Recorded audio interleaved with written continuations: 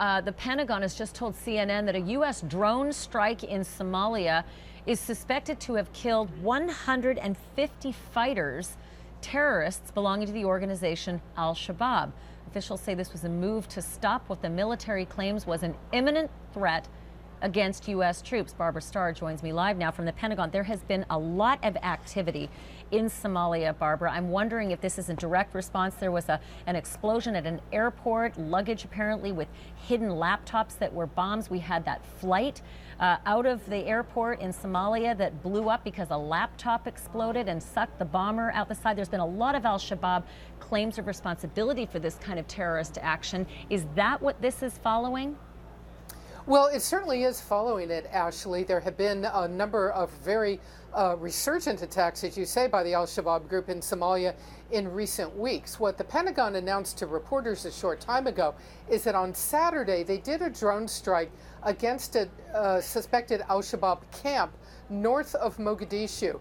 And they say there were about 200 fighters there, and they were in the final stages of an imminent attack against U.S. troops and African peacekeeping troops in Somalia. The U.S., very well known, keeps a small number of troops at the airport in Mogadishu, and they go other places in the country to conduct some assistance efforts working with the African forces there.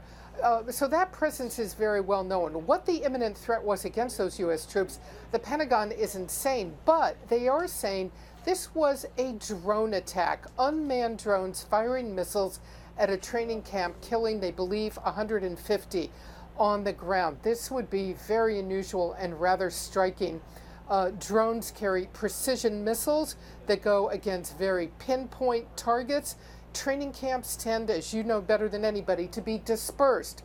Personnel out in the open, moving around, or sleeping in very dispersed areas. So it's not at all clear in this very initial report from the Pentagon how they used drones to kill 150 people at a dispersed training camp.